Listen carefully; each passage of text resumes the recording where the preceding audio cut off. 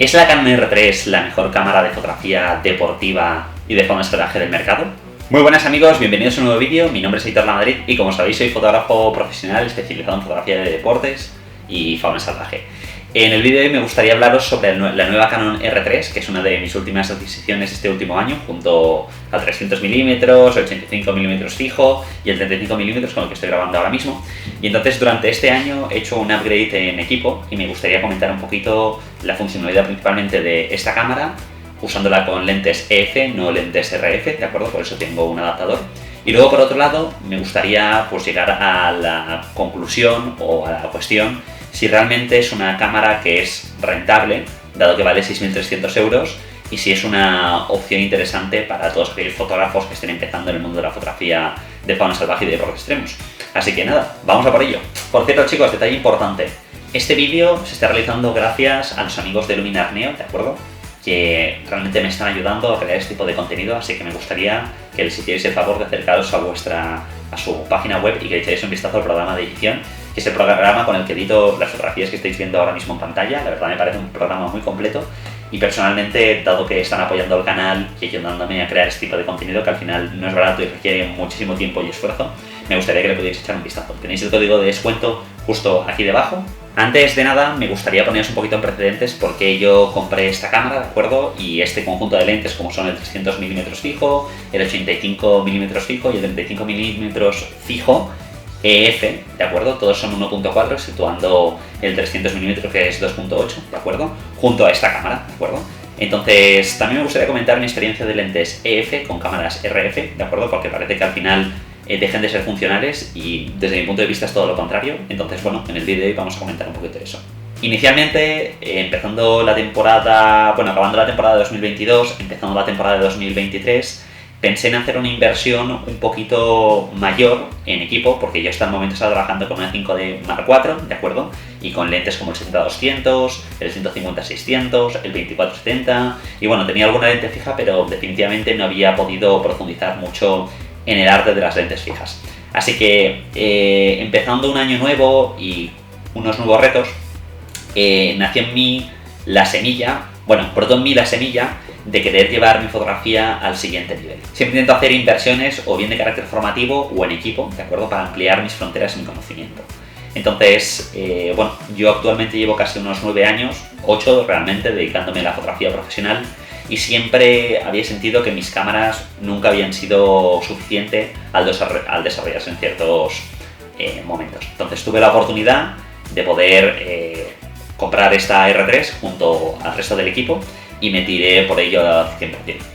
Fue una apuesta bastante grande y la verdad es que conlleva bastante sacrificio, pero lo cierto es que a día de hoy no me arrepiento para nada y definitivamente creo que esta cámara es espectacular junto a estas lentes. Entonces vamos a hablar un poquito de mi experiencia. Como os comentaba, este vídeo no va a ser un vídeo en el que hablemos de especificaciones técnicas, sin embargo van a aparecer en subtítulos en las partes inferiores, ¿de acuerdo? Cuando estamos hablando de una cámara profesional dirigida a un público que trabaje mucho la fotografía de deportes extremos o de deportes o fotografía de fauna salvaje también, o incluso fotoperiodismo, porque al final es una cámara que, para cubrir eventos y noticias, porque definitivamente es muy potente. Al final, algo que no tenemos muy en cuenta cuando compramos una cámara es que esto es como un super mega ordenador. Entonces, para trabajar con archivos pesados, etcétera, y mandarlos al momento, necesitas una cámara de altas prestaciones y, este puede ser el caso, ¿vale? Al final, yo lo que os voy a compartir en este vídeo es simplemente mi experiencia y, por supuesto, la de otros profesionales es muy válida, pero yo al final la utilizo en mi día a día en mi trabajo y creo que no hay nada más válido que eso. Así que, vamos a comentar un poquito por ello.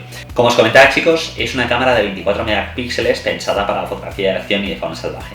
Normalmente en estas modalidades, esta cámara es suficiente con tener 24 megapíxeles, no hace falta tener más, dado que la cámara lo compensa con otras prestaciones. En otro tipo de fotografía, como podría ser la fotografía de producto, otros tipos de modalidades, sí que es necesario más megapíxeles, sobre todo dirigidos a un ámbito más publicitario, en los cuales eso realmente es importante a la hora de captar el momento. Tiene unos 30 FPS por segundo, de acuerdo, con el visor electrónico, por así decirlo, y luego también podemos disparar con el mecánico, aunque no es lo óptimo, de acuerdo, y llega a unos 12 FPS por segundo, de acuerdo.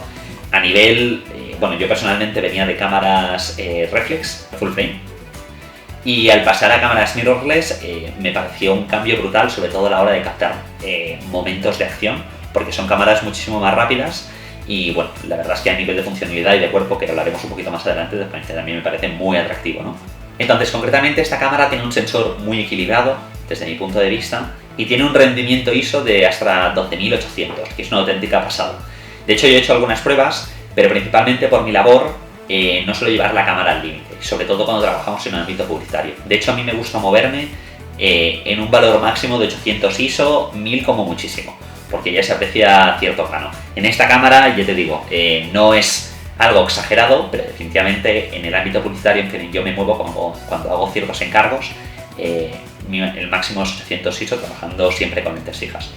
Para eventos y otro tipo de cosas, como carreras deportivas, sí que es cierto que no me importa disparar con ISOs más elevadas, entonces esta cámara ahí lo resuelve muy bien.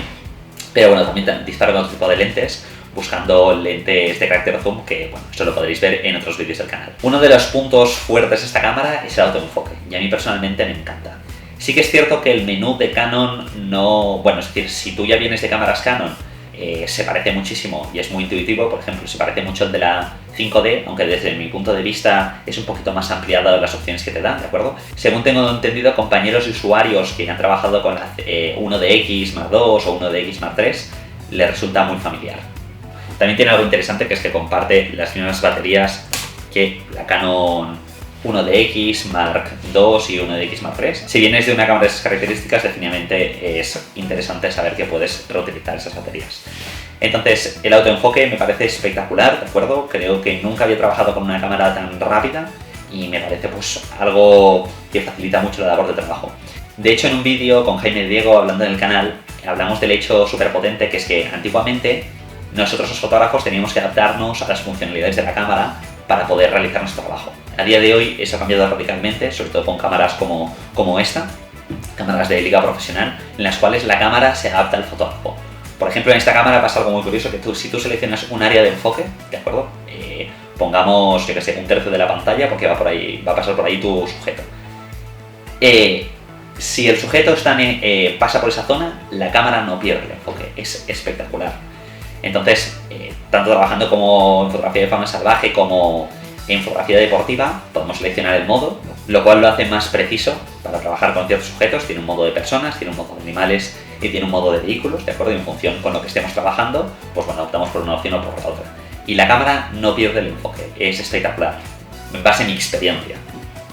Trabajando con lentes EF, ¿de acuerdo? No RF, y con el adaptador. Y la cámara no pierde el enfoque. Yo la verdad es que desde mi punto de vista, y según he estado comentando con algunos otros compañeros de profesión, no he notado grandes diferencias entre lentes RF y lentes EF. De hecho, a día de hoy yo las considero una gran opción, y dado que están bajando de precio porque las lentes RF están ganando mercado, definitivamente es un fantástico momento para optar por lentes fijas, comprar el adaptador y utilizar este tipo de cámaras, porque la verdad es que no pierden nada.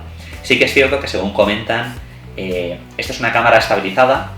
Entonces, al tener 6 puntos de estabilización, cuando estás grabando vídeo y bueno, haciendo producciones de ese estilo con cámara en mano, pues si trabajas con lentes RF puedes tener hasta 8 puntos de estabilización, lo cual pues lo hace muy funcional sin necesidad de utilizar gimbal, ¿no? Pero bueno, dadas las situaciones, yo he trabajado en producciones de vídeo con estas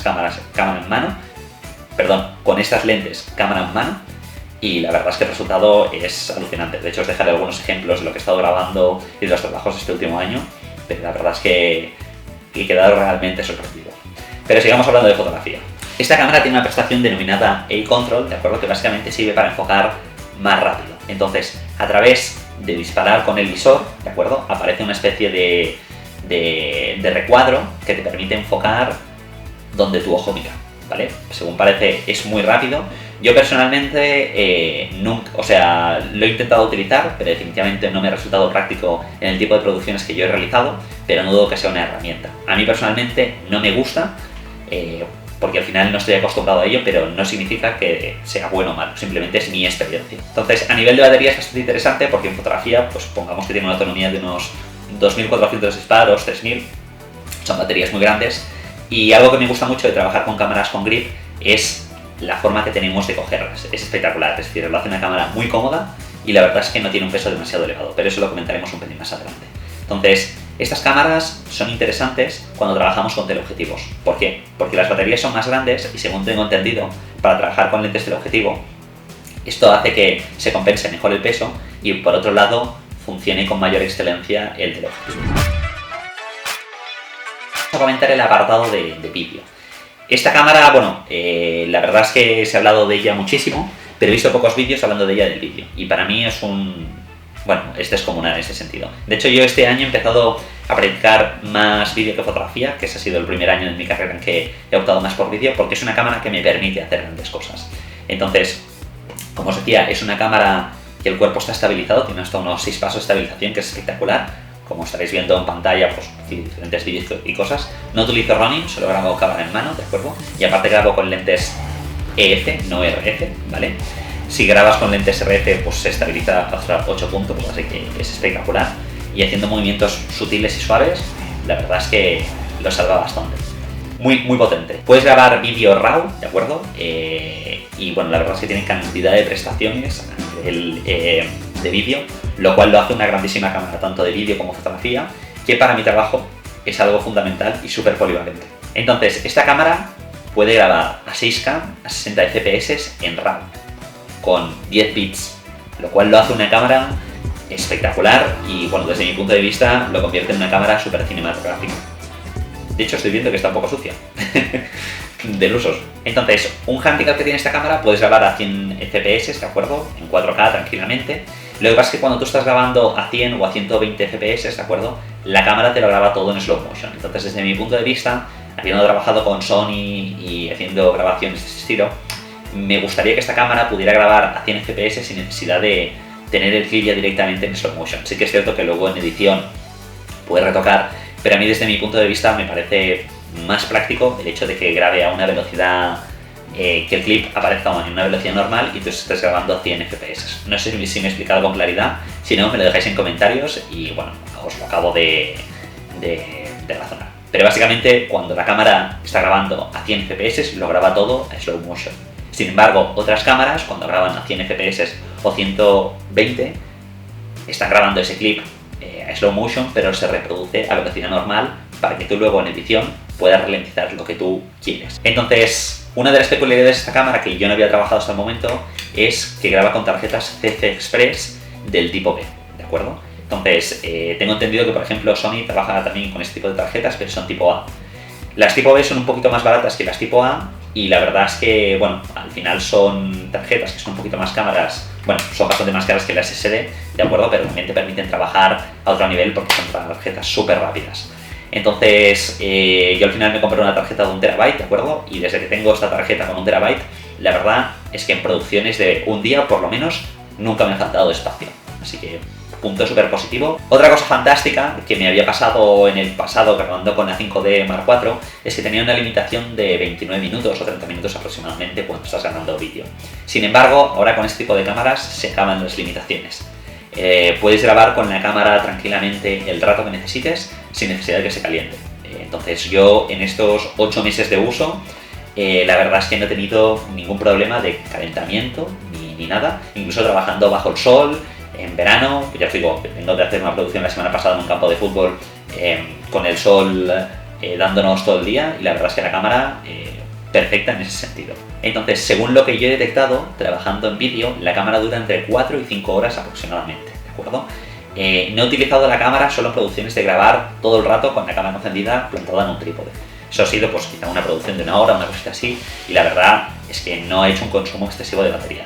Pero para el tipo de trabajos que yo suelo realizar, que son trabajos en los que podríamos decir que tienen un rollo más publicitario o para redes sociales, en el cual grabamos diferentes clips con una estética más trabajada, por así decirlo, me suele durar unas 4 o 5 horas la batería, lo cual está muy bien y, bueno, ya os digo, personalmente me he dejado muy sorprendido. Entonces, el peso del cuerpo de esta cámara es de 822 gramos, ¿de acuerdo?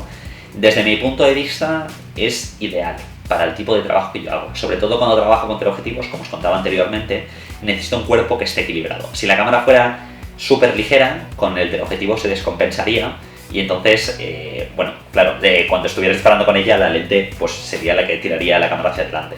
De hecho, a día de hoy ya pasa, pero tener un cuerpo como este, robusto y desde mi punto de vista ligero, en base a la experiencia que yo tengo trabajando con cámaras como la 5D y estas cosas, la verdad es que a mí me parece perfecto, brutal. Tienes una cámara de cine y de fotografía en 800 gramos que puedes llevar a cualquier lugar, en cualquier tipo de expedición. Sabéis que estoy especializado en fotografía de deportes, en situaciones extremas, como podría ser el Red Bull Rampage o cualquier tipo de cosa, y no veo cámara mejor para llevarme a ese tipo de eventos tan extremos en que necesitas hacer un poquito de todo, tanto de vídeo como fotografía.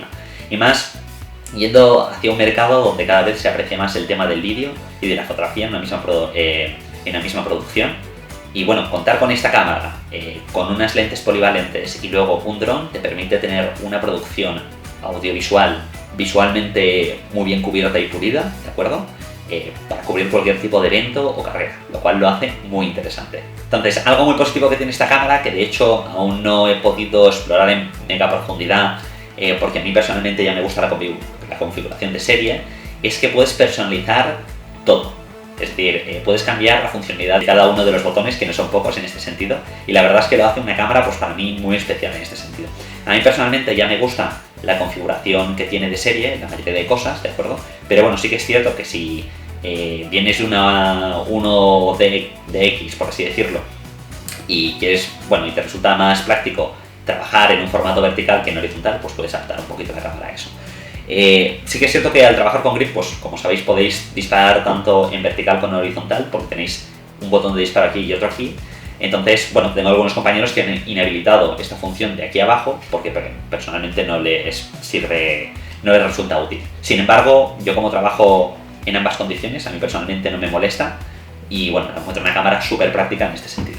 Tal y como comentaba anteriormente, el menú de enfoque es relativamente complejo, requiere mirárselo con cariño y probarlo bastante, pero en mi experiencia os diré que es de las cosas más precisas que he comprobado a día de hoy. De hecho, a día de hoy sigo aprendiendo muchas cosas de esta cámara, pero personalmente creo que el tema del enfoque lo domino bastante bien en este sentido. También viniendo de una 5D que tiene un menú de enfoque parecido, pues bueno, al final esto es ese menú pero un poquito más ampliado, ¿no?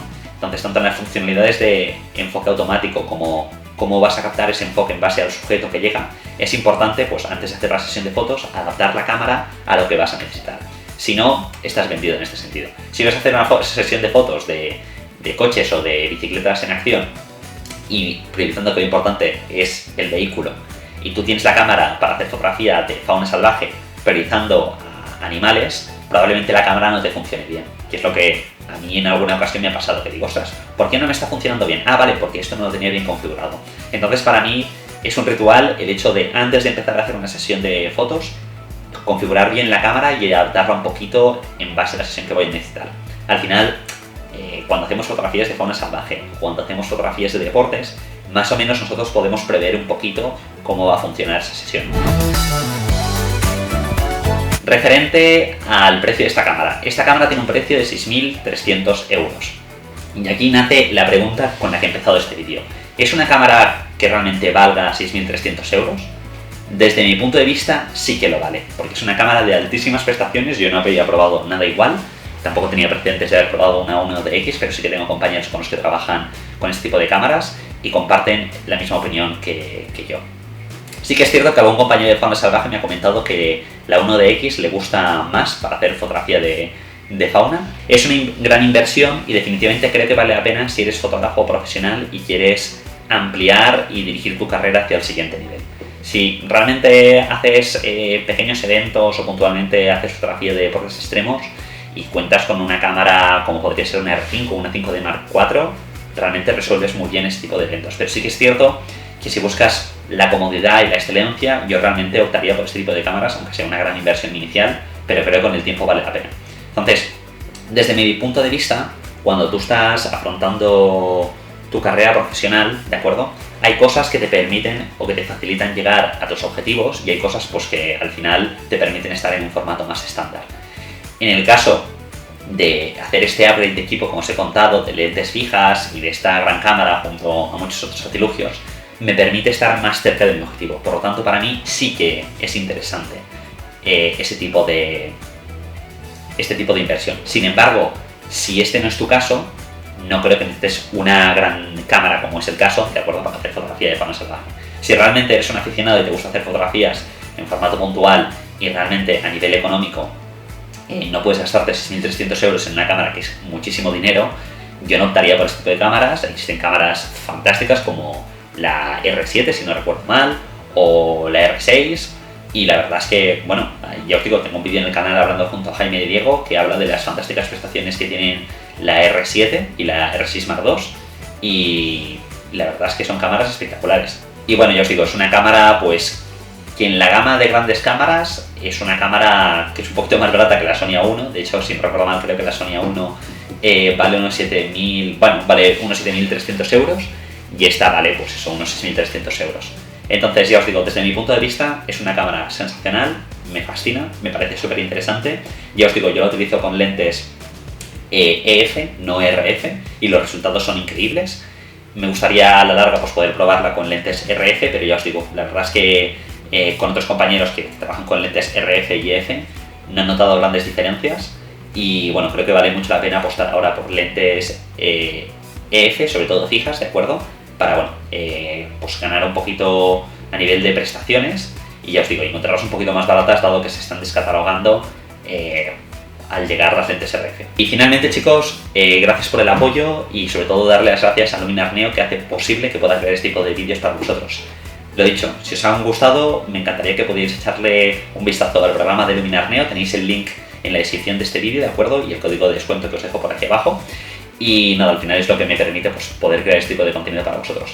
Y por otro lado, en comentarios me encantaría que me dijerais si os ha parecido útil todo lo que os estoy explicando sobre la R3, ¿de acuerdo?